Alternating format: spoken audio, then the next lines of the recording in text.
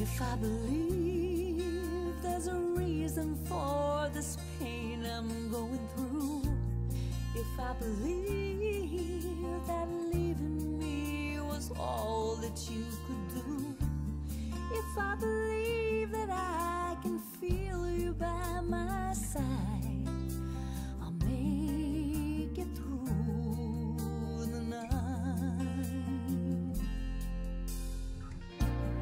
If I believe that time will teach me how to find my way, if I believe that broken hearts grow stronger every day, if I believe that now you're dancing across the sky, I just might get by.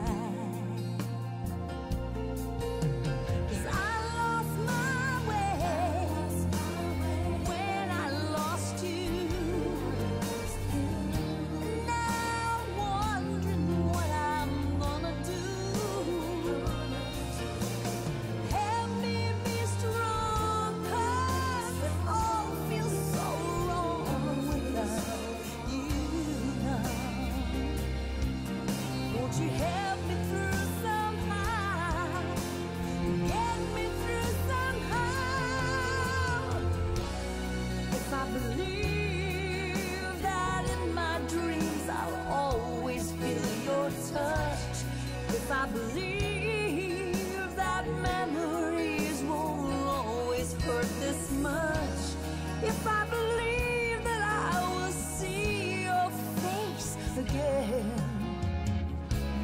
I can wait till then.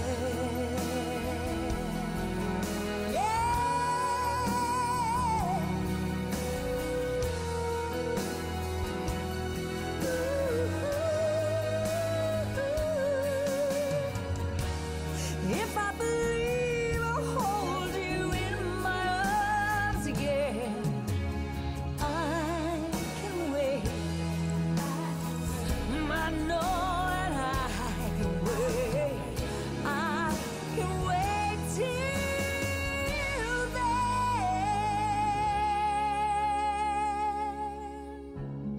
I can wait till then.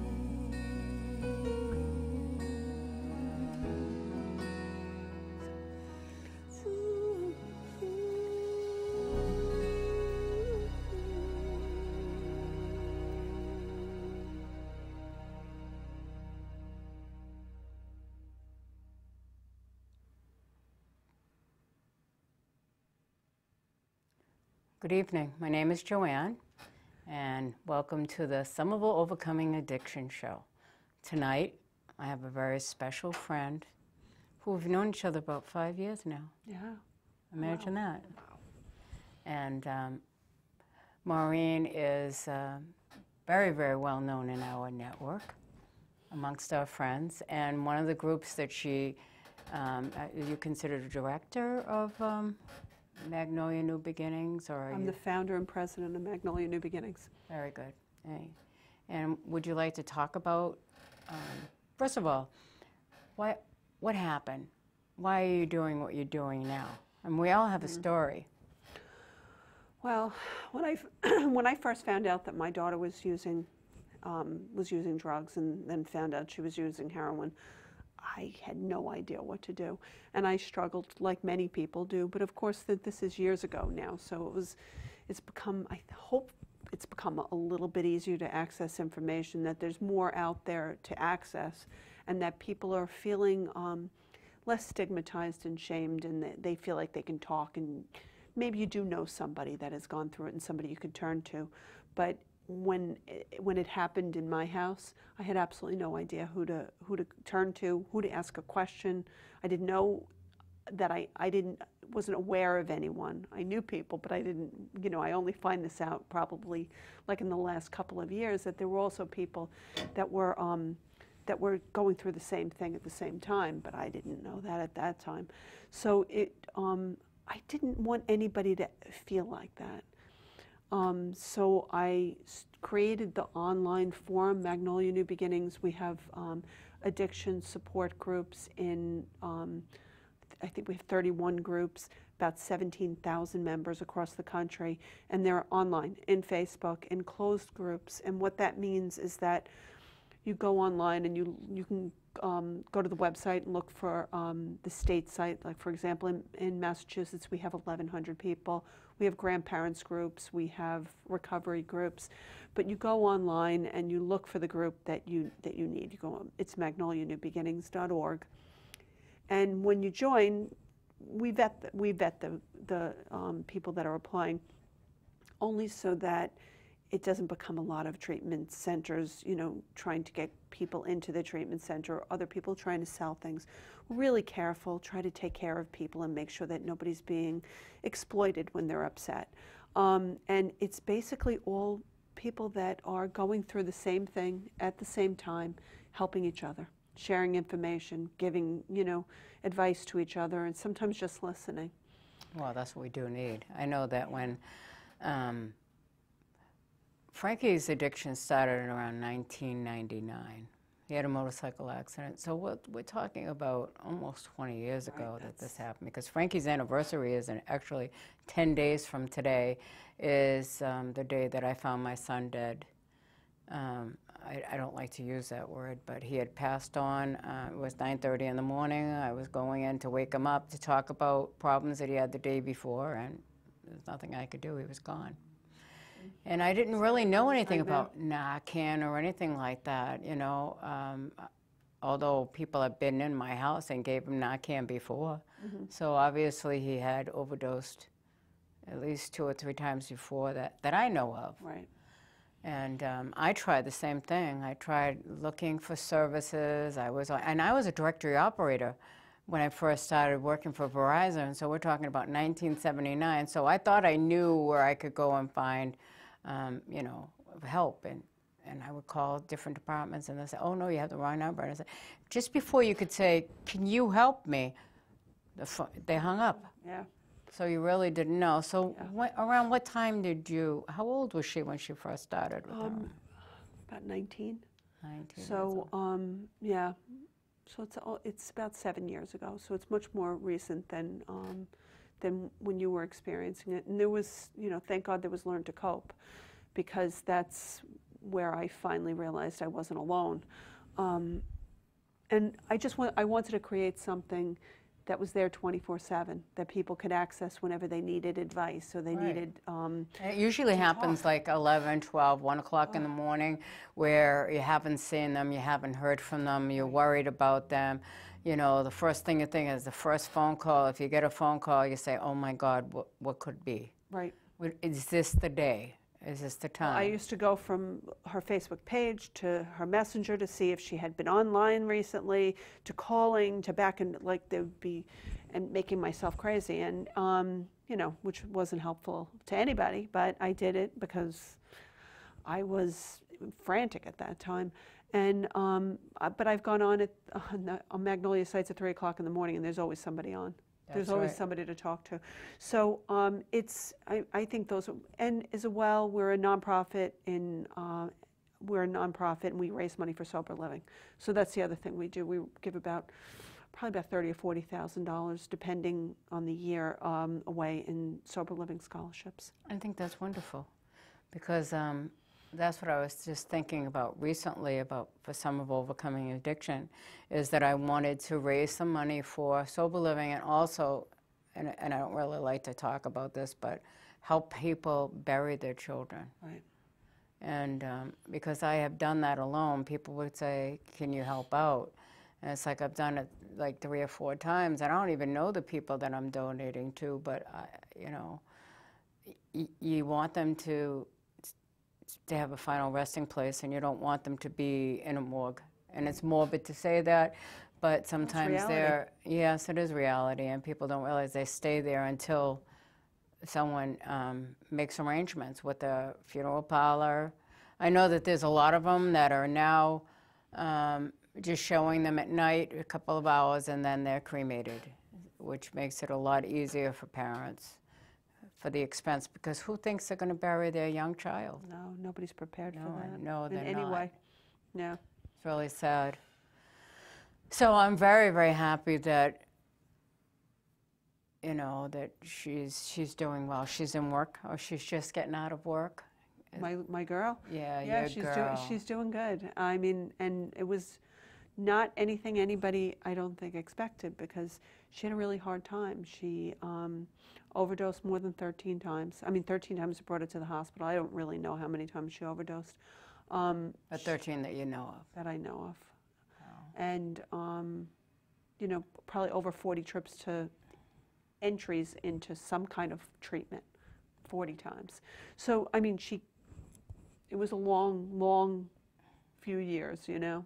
And I think that people told me that I needed to prepare myself for the worst, you know, because it wasn't looking like it was going to end well. But I am delusionally optimistic, as some people. And I could not, you know, I could never give up on her. But I certainly, you know, always held on to a little shred of hope, no matter how much it didn't look like things were going to end well. I know, it really is.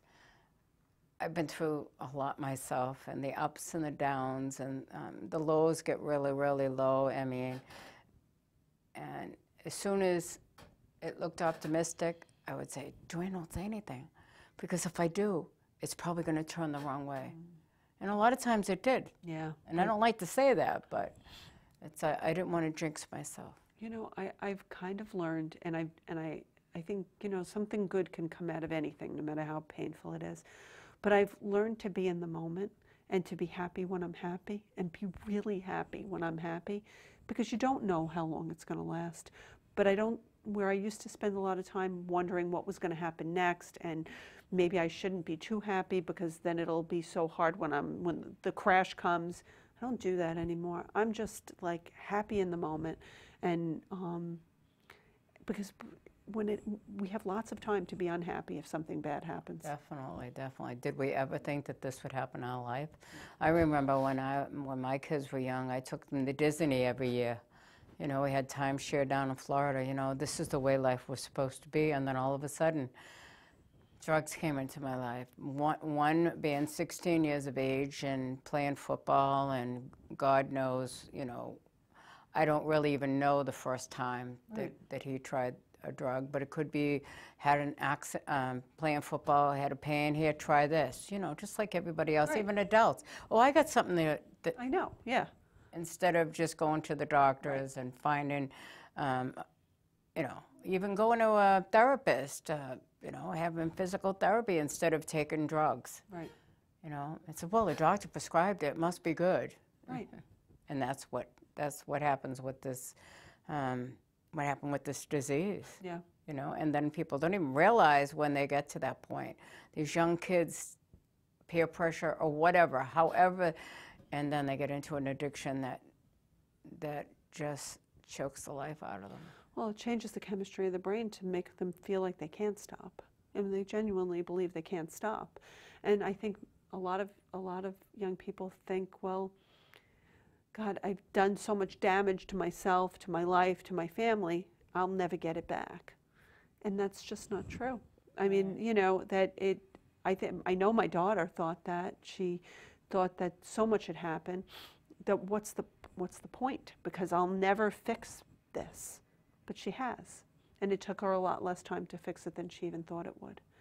So, and you know, I don't know what's going to happen tomorrow, but I know that that's the reality of today. You say live in the day. Live in the moment. Yeah. You're right. I think it's, you know, I'm pretty comfortable right now. I mean, I have my son, I have my daughter-in-law, and I have my granddaughter, and it's really nice to have them around, and you know, it's great to move forward and have positive things to look forward to. You know, the void is there because I don't have Frankie. Right. And I think that doing what we do and supporting each other, and as we call ourselves, the warrior moms. You know, we've all had our ups and our downs, but we've all picked each other up. Yeah. And that's what you have to do, you know. And that's why Magnolia New Beginnings is a great thing, and it's on Facebook. Like you said, You know, you're up in the middle of the night, you're worried about your child, and you need someone to talk to. All you have to do is say, is anybody up? Well, and the information. I mean, you go in there with 1,100 people just in Massachusetts. I think there's 3,500 national in the national group. There's state groups. But you go into that Massachusetts group and ask a question. First of all, don't make a mom angry. That's all for all the treatment centers, all the sober livings out there, all the people. Don't make mom angry, because when mom's angry and somebody says, do you know anything about this place? Oh boy.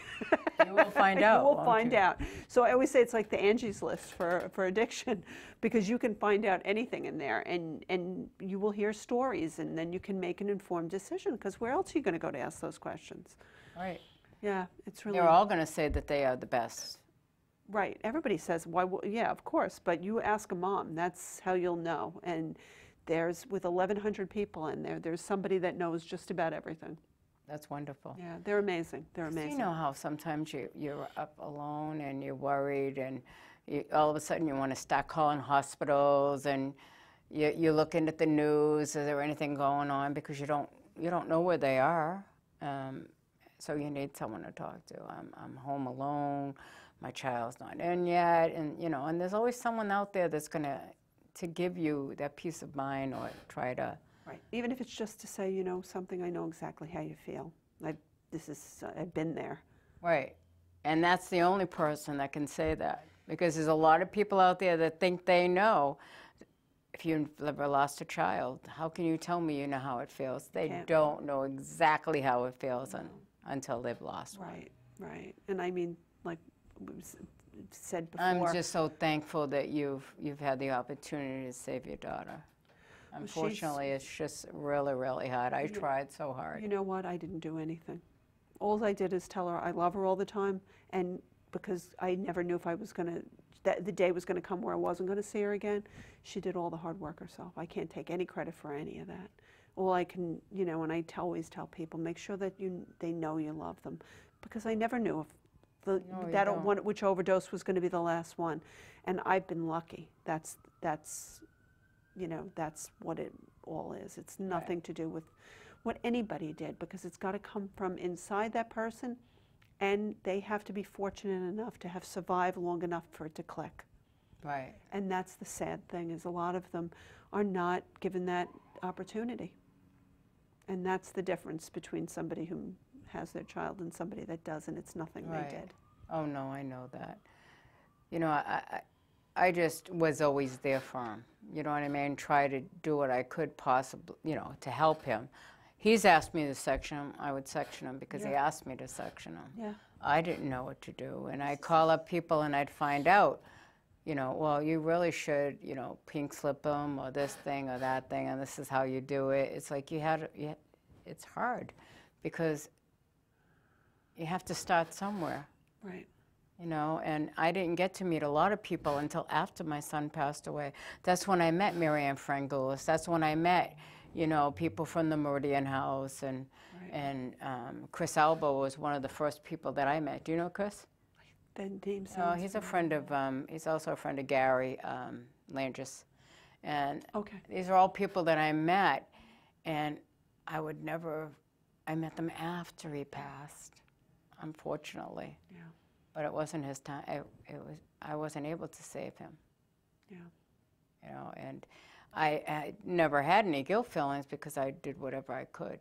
Yeah, it's unfortunately, I mean, we don't have any... Like I said, he was the one that had to do the work. We like to be able to think that we can fix them or save them, but really we have no control over this. No, absolutely not. It's the worst feeling in the whole world, because you spend your whole life up until then taking care of them and doing everything you can to help them and support them, and to all of a sudden be slammed with the fact that you can't do anything. No, and that's what's so disheartening. You sit there and you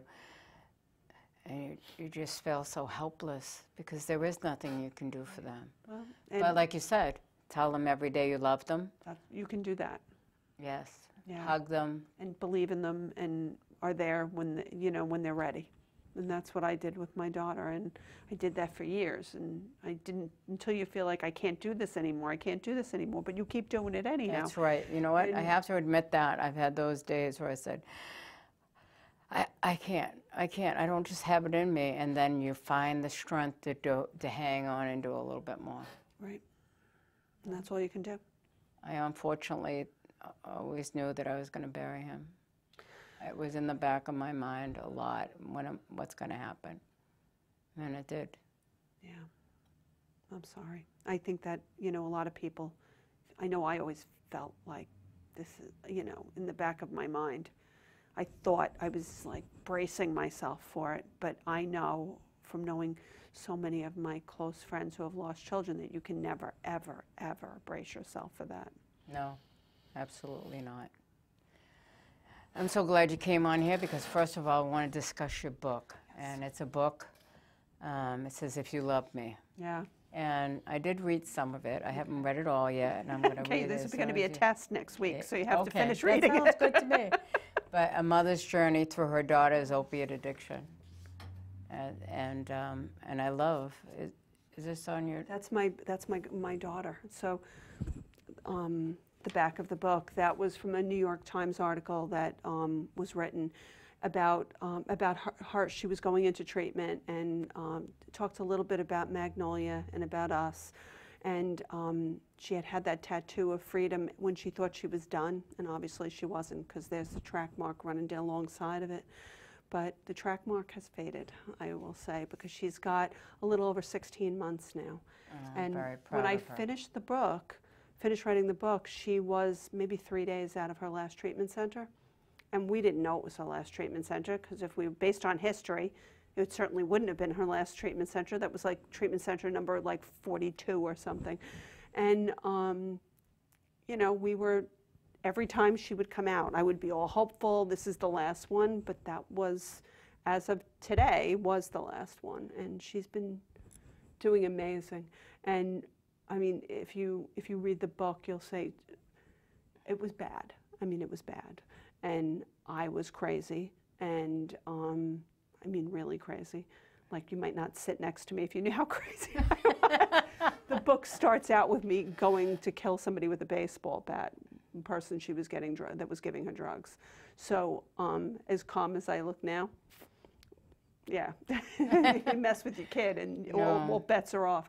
So, it's not, I don't think that, I don't even think she thought she was going to make it, you know? But she hung in there and kept trying. I have to give her that. She wanted it. She just didn't know how to sustain it. And now she tells me, after 16 months, she's working and going to school, and she got engaged. And she came over for dinner last night and brought a cake. Now, I never thought I'd see that happen. But she tells me that she's got too much to lose to relapse now. So I mean, her mindset before was, I'm never going to get everything back. I've ruined everything. I've ruined my life. I've ruined my reputation. You know, she was arrested. She had, you know, all kinds of legal stuff going on and health problems, and all these things had happened, and, you know, what we went through as a family and the things that she did, you know, to the family, she never thought that she was going to be able to get past that. And I kept, you know, I told her that we would be there for her and that nobody cared as long as she was still here and okay. And she gave it, you know, she kept trying and trying and couldn't put it back together again. And then, thank God, eventually, and I don't know what it is, something clicked. And that's a good thing. Yes, it's a really fabulous thing. Because I remember when two days before Frankie had passed, he had said to me, Mom, I don't want to die. And he was crying. And of course, I was trying to be positive. No, you're going to be fine. You know what I mean? And then he had a bad day, and the next day I tried to, you know, and when I went home, he was sleeping. But did I know that he went out after that? After he woke up and went out and got more drugs and ended up dying? He said, Mom, I don't want you to come in my room. I don't want you to check on me. And I didn't do it this night. And the next morning, after, like I said, making breakfast, I went in to wake him up so we can sit down and talk about what happened and maybe we can fix it. Well, it didn't happen. It's a tough thing when you find your own child and there's nothing you can do. You can't even imagine.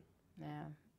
Fortunately enough, I work for the police department. The people that came in were my friends. Yeah.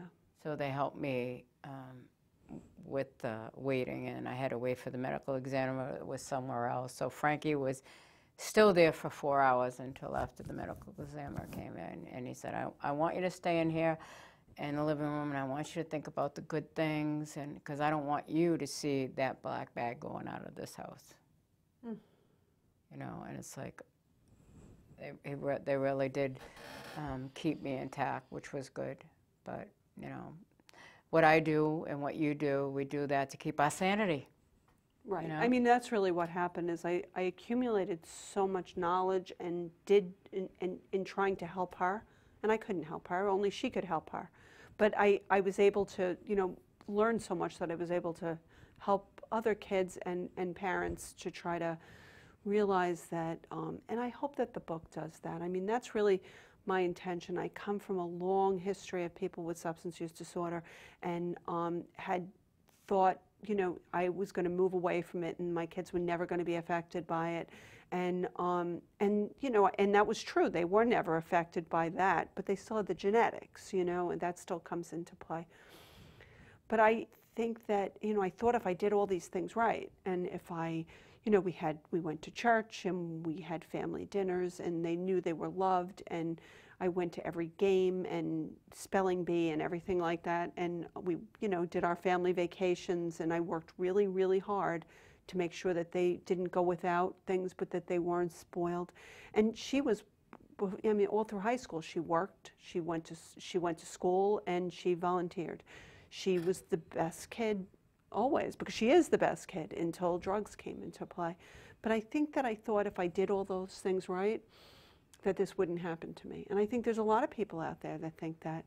And they are doing everything right. And they, you know, and they don't do everything perfectly, because nobody's perfect, but they do the same imperfect things that people that don't have this happen in their lives do. And we love our children and we want the best for them, and yet this still happens. So we can't protect ourselves completely from these things happening. We have to educate ourselves and understand about the warning signs. We have to understand about how to support our children when they're young, and not just about drilling into their heads, don't do drugs, just say no. That doesn't work. We have to help them with their coping skills, with helping, you know, children that are anxious, helping them to soothe themselves, children that have risk-taking behaviors or that have poor self-image, how to deal with that. We have to help them with those things, and then we'll push off early first use, which is the thing that, you know, is the thing that really determines whether somebody is going to become addicted, is how early they use. Not always, it's not everybody, but that's one thing we can do. So there are things we can do, and then there are things we can do when we find out, you know, if they have started to use or if they are having an issue. We can be informed. That's all we can do, and we can love them no matter what. But there are some signs that people knew what to look for.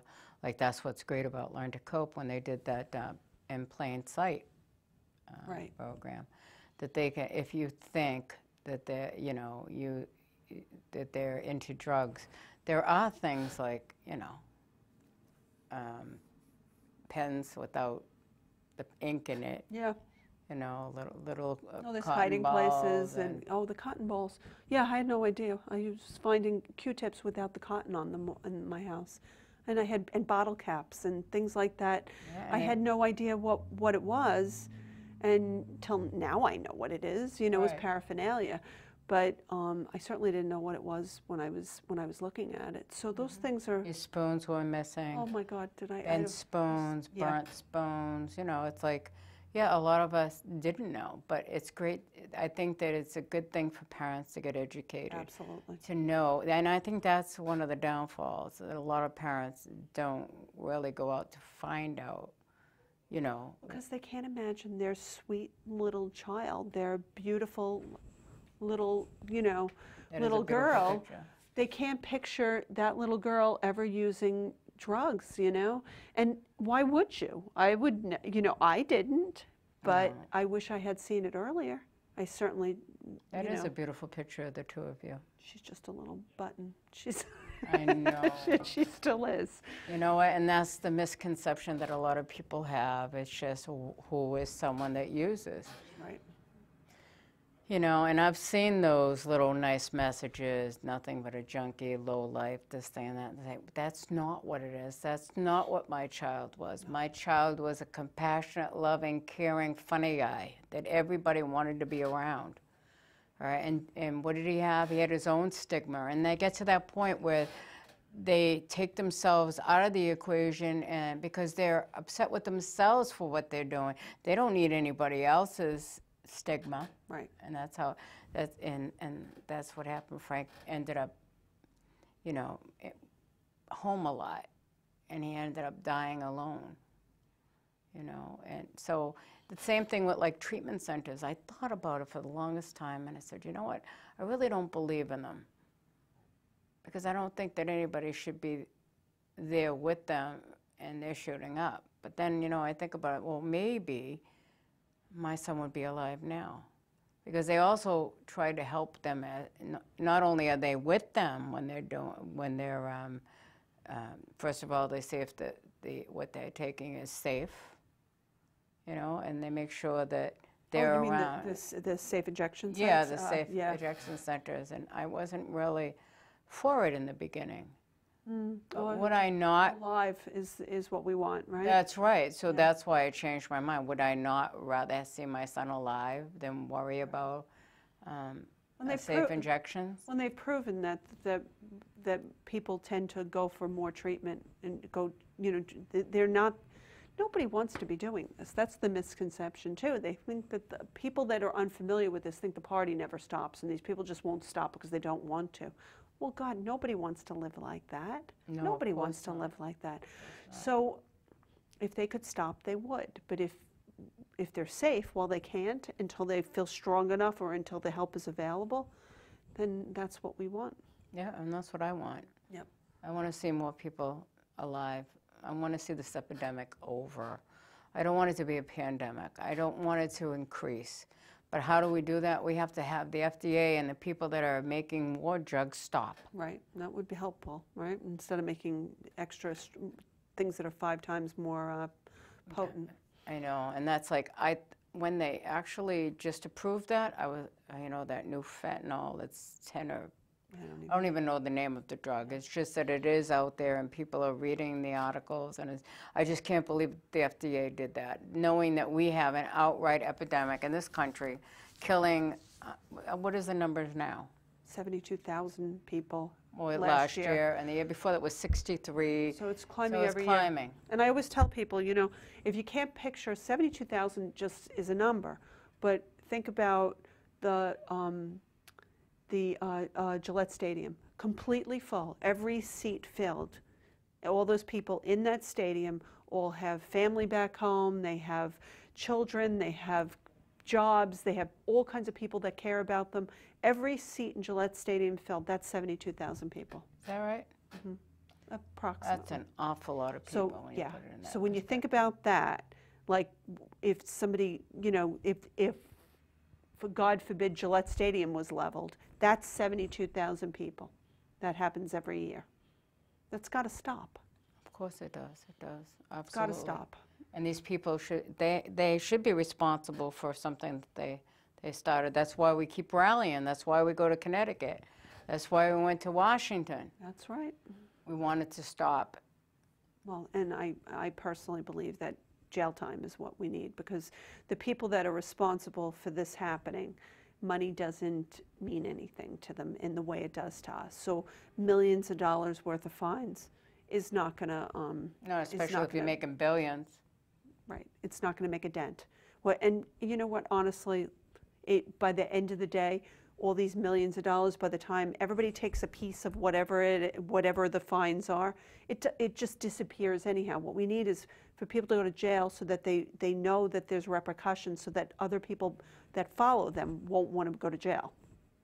because the people are afraid of jail. They're not afraid of losing money when you have billions and billions.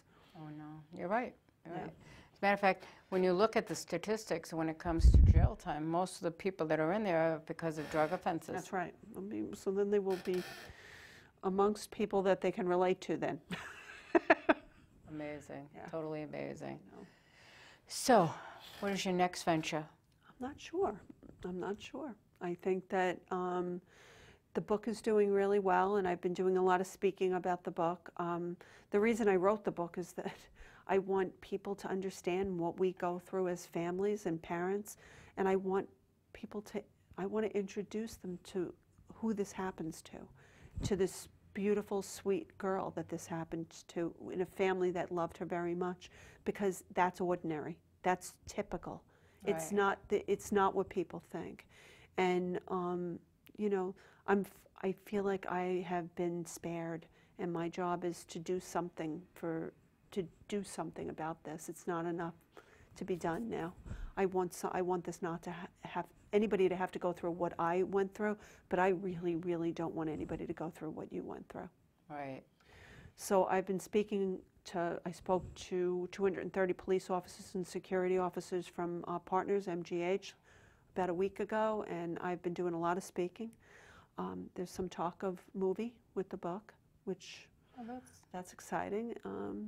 And I'm thinking about opening I've always had like a consulting business in the side, but I think that I'm going to look into doing some more parent coaching and seminars and things like that. So I think that would be great. Yeah. You know what? I think that you are the counselor. Well, the families get left behind. You know, the families are tortured in this, and and there's not a lot of support there aside from Learn to Cope. There's not a lot of support for the families. And she went through the same thing. Joanne was spared her son. Yeah. What is it, 14 years now that Learn to Cope has been existing? Right, yeah. And then she lost her niece. Yeah. And there's nothing you can do. No, but she has done for other people, which I don't know where I would be without that, without Learn to Cope and without the things that she's put in place. So people like that, I mean, she is my hero. She really is. Because that's selfless. It wasn't for her. She didn't do any of that for her. You know what the thing is that she had the guts to stand up and in her community and discuss it. When no one was doing that. No, absolutely not, because she didn't know how it was going to turn out. Right. We talked about fear, okay? The fear of the unknown. That's why a lot of people don't venture outside of comfort zone. Right. You know, they stay within themselves. So sometimes it's not just even ashamed of anything. They just don't know where to go. So they don't even talk to anyone about it.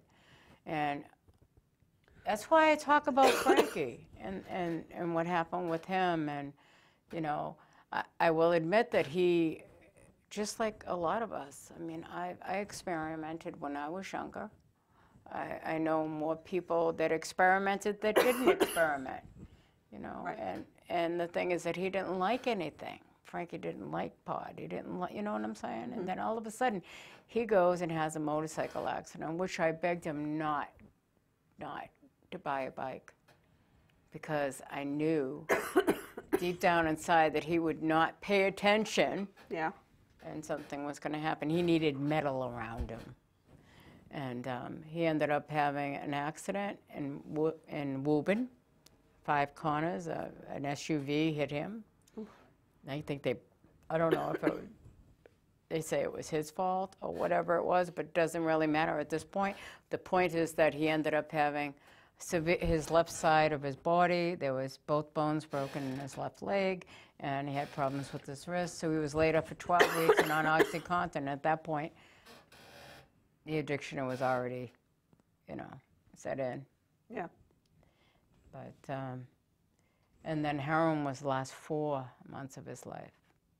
Wow, only 4 months. Yeah, because he worked for the post office. He made $52 grand a year, and I bet you every cent that he had went to OxyContin because they were so expensive, and you have to increase your dosage. So, you know, he even went out and got loans. He would never even think of stealing from anyone. You know, I mean, this kid was, that's how Frankie was. You know, and if he did, he wouldn't be able to live with themselves. But I don't know, I had two. And that's what was really hard, is having only two children and saying to yourself, what did I do wrong? But I didn't do anything wrong. No, it doesn't work like that. No, it didn't. And I knew that. And I think that that's why I'm where I'm at now, is because I didn't feel any guilt. Because I try to do all the good things. So try to help him. Like you said, they have to want it. They have to do it. And that's what I always say to everybody else. We can talk about what you could do for your child, but it's not you or my decision. It's up to them. Yeah, and I don't know how you do that when your brain has been, you know, rewired because of the drug use. It's not as easy as it sounds. It's not even just like, you know, they need to make them want it, or they need, I don't know exactly how that happens. It's almost like, it's almost a miracle when it does happen, because it's so difficult. And I always felt like my job was to keep her alive. So I sectioned her, and I did, you know, everything I could to make sure that she was as uncomfortable as possible, and would try to go back into treatment. You know, I never made that easy for her to be using. But everybody's got their own boundaries. And I don't believe in tough love. But I had certain things that I were my boundaries. And I always tell people, when people want it, what did you do? And I was like, it doesn't matter what I did, because I did what I could live with, because I never knew, I knew that one day I may have to have lived with the decision and her not be there anymore. So I never tell people not to, you know, throw them out. That's ridiculous. If you feel like you can't live with them in your house, then help them to get into, was always my thing with her. I will pay for you to go to sober living until you get a job, but you can't be in my house unless if you're using drugs. But I know just as many people that made the decision to allow their children to live with them and had bad outcomes, as I do that had good outcomes. So you just do what you can live with and what you feel comfortable with. And but there was never a day that went by that I didn't tell her that I loved her, no matter how bad things were. Because sometimes well, first of all, they're upset about themselves, so they're having, you know, thoughts about, like I said, they can't fix it.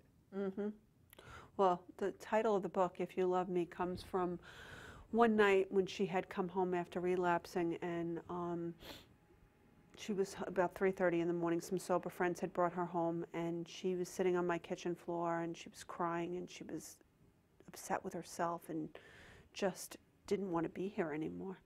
And I looked at her and I said, sweetie, I said, I love you and you're going to die. And she looked at me and said, if you loved me, you'd let me die.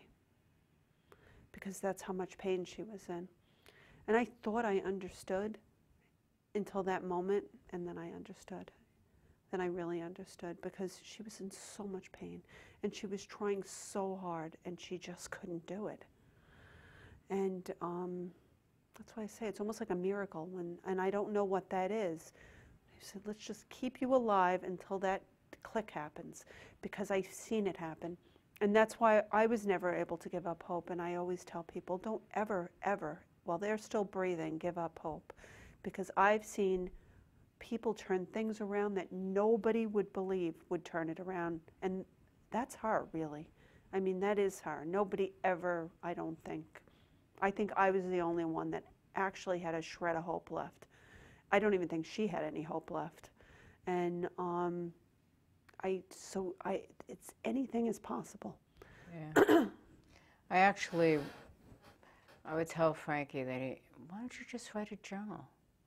You know, because he was a comedian. I said, I think he'd do a great job at that. You know what I mean? And he always had his inventive mind going about what he was going to build. I said, why don't you write it down? Have a nice little journal. You know, but he did do a journal. And it wasn't that long. But in the journal, it was all about me and how he felt about me. And I think that he felt bad because he felt that I let him, he let me down. Right. There was He never let me down. There's a lot of guilt. Yeah. I mean, and that's why I always tell them, and I know you did, but some people feel like that withholding that, you know, telling them how much you love them and care about them, you'll never regret letting them know that, because they always, this is a horrible thing for a family to have to go through, but I always say, if you feel this awful and you're this worried and you're this sick over this, imagine how they must feel, because they have all this guilt and worry, and they're, you know, they're watching all their friends die, and they're dying themselves, you know, and they live in horrible situations, and they have to do terrible things in order to get the drugs, for the most part, a lot of them. They're not happy. No one, if as a parent, I went through the tortures of hell while this was going on, and I knew in my heart that it was worse for her. Definitely, definitely. I felt that way about Frankie. And the thing is that I went through a divorce. Just previously, you know, Frankie and I were living together, and he just felt so badly about the situation. And it was funny because he said to me, "Mom, your song is The Climb by Miley Cyrus." So after I lost Frank, I was sitting in a living room, and that song came on. And I was sitting there with my niece. And then all of a sudden, I got hugged. And the thing is that you know you got hugged. Mm-hmm. And it's like, that's how obvious it was. It wasn't like, gee, I think I just got hugged. I did. Mm. It was from him. And I told my niece that. She was sitting in the next chair. She says, you know what, Dee? So didn't I. The two people that he loved the most were in that room. And all of a sudden, that song came on. It's like, that was him. And people might think I'm crazy, but I believe in it. I believe you. I do. It was like amazing. So now every time I hear that song, I said, that's his message to me. Yeah. That everything will be okay. But I miss him dearly every day. Yeah, that's the hard part, huh? Yeah, it is the hard part. You don't get to, I mean, it's really you that's suffering, you know? You don't get to hug them anymore, right. Or to tell them you love them. I mean, I do tell them I love them every time I think of them. Yeah. You know, but in 2 weeks, we'll take a ride to the cemetery. We'll have dinner. We celebrate his birthday, and we also celebrate the day of his death as a family. And that's all I have left. Yeah. Yeah. Well, you've certainly honored his memory with all the good things you've done. Well, I try. And I just hope that, you know, that there is hope that this will stop. Maybe not in my lifetime. Mm. Maybe not in yours. Maybe not in theirs. I don't know. All I know is that we have to stop this epidemic. Yeah. And we do have to start. We're doing the best that we can. That's why we rally. One person at a time. You know what I mean? If anything I do makes a difference to one person, then everything is worth it. Well, that's the way you have to look at it. Yeah. One person at a time. It makes you feel good if you can. Yeah. But if anybody's interested, it's on Amazon. It's everywhere. It's everywhere. It's Macmillan Publishers, so it's everywhere. I have to ask you something. Do you know, I know that you're waiting for the New York Times. The New York Times book review came out on the 16th of October. And what did they say? They loved it, so it's good. Well, the thing is that there's so many of us out there. Yeah. And, of course, I had in my mind to buy it, but I have not been able to sit down. I know, but that's the whole problem, is sitting down. Oh, but once you start reading, you won't be able to stop. Well, I'm going to start. Okay. I'm going to do my test tomorrow for work. And then you get the test at the end of the week to see if you've read the book. And I guess my contract is being, at the point where we're going to get it approved. And at that point, I'll be able to relax in my own living room that I finally got. For 5 years, I've been living with my son. And for the past 2.5, I've been trying to get my tenant to leave. So finally, on Halloween, I got my place back. Oh, nice. So now I'm going to have a living room. I said, I can invite people over. Oh, nice. And you could be one of my first guests. I'll be more than We'll happy have to be. a book review. Yes, let's do it. Yeah, we will. We'll do that. Love you, Maureen. Love you too. And I want to thank you for coming on the show. Thank you for having me always. And we do have a few more minutes to talk. Is there anything else that you would like to talk about? How about Soberfest? Oh my gosh, that was wonderful. Yeah, so I am the executive director of the Above the Noise Foundation, and we put a sober music festival together in Pawtucket, Rhode Island. Macklemore was the headliner, Fits and the Tantrums, Paris. We had a whole day outside with James Montgomery and everybody he ever met in his life, I think. There were so many musicians out there. It was unbelievable. We had, I think, close to 10,000 people.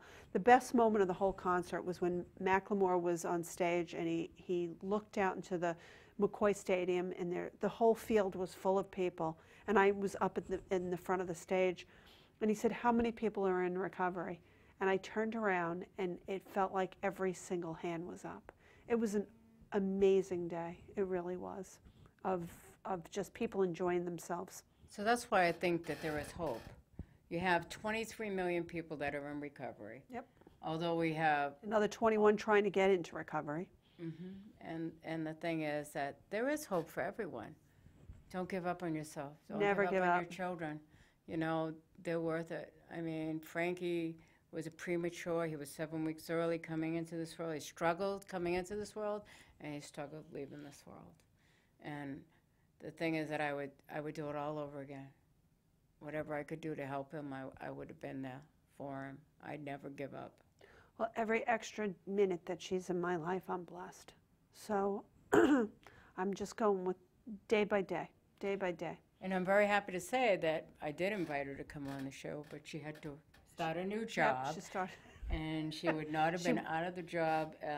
She gets out at She 7. she got out a little after 7 because it was her first day, but she had school in the morning too. So she had school and then work. And So we're going to have both of you on again. That would be so great. That you can both tell your story together. that would be great. Yeah, I think it would be wonderful. But there's always a way, and we're still trying to find ways of making it easy for every single one of you out there that are having a problem. You know, we want you to go to find a grief group, you know, if you've lost your child, or if you're looking for help. You know, there's Mercy Street, but that's up in New Hampshire. We have Learn to Cope. Join Magnolia, and we'll refer Right. people out, because it's not as wonderful it is as it is to have people online. There's nothing like being next to somebody and being able to hug them and stuff. So I mean, there's somebody in that group that knows where every meeting is, New Hampshire, anywhere, you know. So Absolutely. it's just a resource. Stages. There's different stages of grief. There's also different stages when it comes to how we feel as far as addiction. Yeah. Like you said, not everybody feels the same. Yeah, But the thing is, to have someone else to be able to talk to absolutely. makes you feel a lot better about the situation that you're in. You didn't do anything wrong. And that's what people have to know. And Yeah. there is hope, and recovery is possible. I just don't know even what else to say about it, but buy the book. You know? And because sitting here and listening to Maureen and all the compassion and what you've gone through, I can't wait to read it. I heard back from a nurse that read the book over the weekend, and a lot of people have done that. They find me on Facebook, they write to me, they email me through the through the nonprofit, and they tell me their stories about their own stories and the stories about how the book affected them. But it was so wonderful, because she said that she thought she understood before she read the book. And she's been a nurse for a long time, and she tried not to ever, to help people because they're coming in for help, and that was her job. And she tried to educate herself and understand, but she didn't completely, but she didn't think she showed it. But she said after she read that book, it changed the way she acts in the hospital with people that have a substance use disorder, that come in that have overdosed, because she's now taking into consideration what's behind that person. And it may be an entire family pulling their hair out of their head, worried about this person, and they're trapped in this and don't know how to get out. So it changed the way she was nursing. And when I told her that Katie was doing really well, she told me that, she goes, I'm sitting at the nurse's station crying right now, I'm so happy. So I want people that don't think it can happen to them, or that maybe work with people that have a substance use disorder, and they may think they understand, but they haven't had it happen personally. I want them to read the book too, because I want them to know how, who these people are. Absolutely. Now, I sat with people from the CHA one night at a public health meeting at the City Hall in Somerville, and I was the last person to actually talk to them, and they were all very, very happy with their accomplishments. And then I said to them, I said, I'm a mother that's been affected by addiction for over 20 years, and I tell them my sad story, and I tell them my happy story, that at least I still have Patrick, but I lost Frankie. And I said, an addict is not going to come into, most of them will not come into their physician's office and say, I'm addicted and I have problems. You're going to see them in the emergency room. Right. So the one thing I did ask them to do is to please have sensitivity classes, because a lot of these people need to know. I'm a mother on one side of the bed, and I actually want to climb over and hit someone. Yeah. Because of the way they're treating my child. That's my child, no matter how old he is. I actually know somebody who did that. But, So you felt the same way? But, the problem is, too, is that the people that they don't have that training, and they also don't see the other side of it, or they may have it going on in their own family, and they're frustrated, and they see this over and over and over again. The cops, the nurses, all the people that, and it's frustrating, It certainly is. But they have to be encouraged to take care of themselves, and I think that, and to educate themselves on what this really is like. Mm-hmm. And I also firmly believe in recovery coaches in Yes. hospitals and courthouses, everywhere. I also believe in recovery court, not drug court, recovery court. Mm-hmm. It's like we need these things because we need, for instance, and I know I only have like 2 minutes to say this, but the Cambridge court system has a wonderful judge. And she, as soon as anybody comes in, the first thing she does is, and how are you today? Oh, that's wonderful. And has a smile on her face. And they bring in their certificates to everything that they're improving their life. So there's the compassion. There's the person that helps someone that's down. Yeah. By telling them, we care about you. Well, you know what? We're going to pay for this one way or the other. So we might as well use their funds to pay for this, to get people healthy instead of continuing to incarcerate them and treat them in the emergency room. We should put our money into up front helping people and get their lives back together. Absolutely. So there is hope for all of us. Yes, absolutely. Yeah, absolutely. Don't ever give up. No, never. Never. Never. Sometimes it is tough, and there's you're on a roller coaster ride. Yep. You may feel that you're not able to go one more step. Reach out to someone. They'll bring you back up. Like I said, there's always someone out there that needs help, and and you have to reach out to help them, and they help you. Absolutely. That's the way that we're all in this together. Absolutely. We cannot give up the battle. No. Never. No, never. I'm 64 years old. and it's been like a long road. But, we do the best we can. Yeah. And we're going to do even more. Watch out. You'll be seeing all of us out there. Where's the next rally? I think it's Rhode Island. Right.